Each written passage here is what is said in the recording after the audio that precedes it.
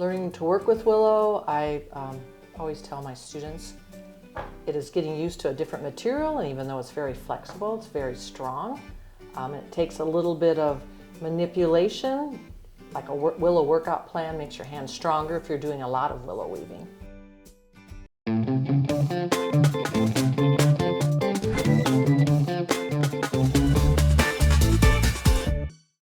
I'm Jo Campbell-Amsler. I'm a willow basket maker. We are going to be making little willow Christmas trees today, and even though they aren't baskets, they're using some basic basketry techniques that I use all the time in my basketry. I use material willow, which I have here on the table. If you're wanting to do this yourself, you can gather wild willow from the state of Iowa. It grows along the riverbanks in wet areas. And what you'd be looking for are just long, slender shoots without any side branching, which is what we like to use in our basketry, and they'll work the best for this Christmas tree project also. So first thing you're going to start, you want a piece that's about a 5-foot length. Willow grows proportionately, so the longer it is, taller it is, the thicker it is. So for the frame of the tree, we need something that's a little heavier grade than what we're going to be using for the weavers of it. So I start with the bottom, the butt end of the willow it's called, and I make a slight kink, so I have about an inch and a half length. That's going to come up the side of my basket, and then I'm going to make another kink that determines the width at the base of my tree. And then I'm going to bring the stick up to determine the height where the point of the tree would be, and I would bend it again. So you can see now I have the outline of a Christmas tree.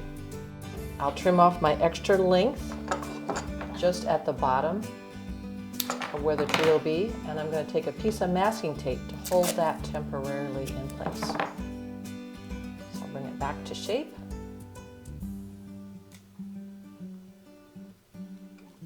And put a piece of tape. You can see this is not only using your hands but your body when you're working with willow. It's very flexible, but it's a very strong material. And now I'm ready to start weaving. So now I will take some of the finer weavers, and these are 2 to 3 foot in length, and you can see they're much slimmer than the willow that I use for my frame. You always want your weavers to be more slender, because then they will not distort your frame.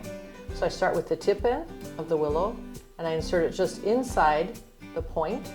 I leave a little of the extra length that will get captured under my weave, and now we're actually going to start a weave back and forth across the point. This is called a figure 8 weave. So I've come under, and then I turn around and I go over, and then under. So I'm basically weaving from side to side of that point, always doing an opposite stroke of what I did before. And as I weave down the point, my space in here gets greater, and it opens up a space where I insert the rest of the tree, or what will become the trunk. In basketry terms, we would call them the ribs of the basket. So you can see as I'm weaving down the point, what's called the figure 8 in the center is getting more and more open, and that's where I'm going to insert those ribs, or what will become the trunk of the Christmas tree.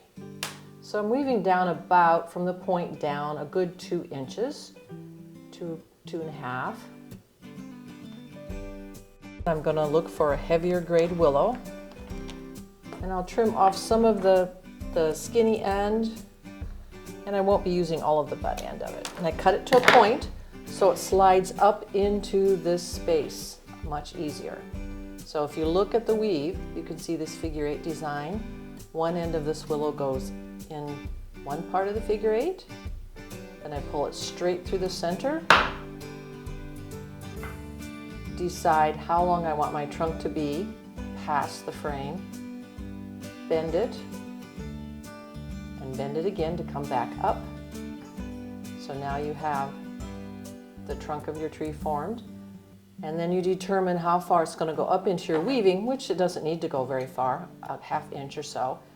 You can see I got it pushed up a little farther. My trunk's crooked, so I'll simply just pull it back down, even it out, and there I have the frame of my tree all set and ready to go.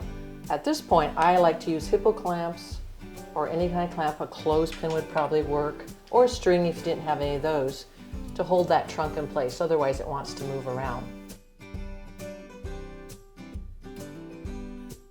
Now I'm ready to add more weavers in and finish weaving the tree.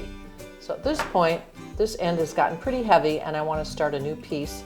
I simply trim it off. I like to trim it to an angle so it rests on any of these 4 points on the back to hold it securely. I simply pick up a new weaver and I lay it right beside it. So in the willow world, we start with the tip of the weaver and we end with the butt. So my next one, when I add in, I'm going to start with the butt so that my thickness maintains an equal thickness as I'm weaving along. Now it's just simply a matter of weaving back and forth until you get to the bottom of your tree. As you can see, I'm just going to continue weaving down to the bottom. I've woven down to the point where I'm going to start covering up the masking tape, but I've caught one end of that overlap under my weaver so it's secure. At this point, I take the tape off. Once you weave over the tape, you can't get it out, so it's important to remove it at this time. So I just take the scissors and cut it and peel it off. When I get to the base of the tree, I'm going to fill in the last row, and then I simply skip a beat and I cross over and I start weaving on the base of the tree, on the trunk. When we get down to here, we're now only weaving across 2 points, so we're back to that figure 8 weaving again. And there you have a tree.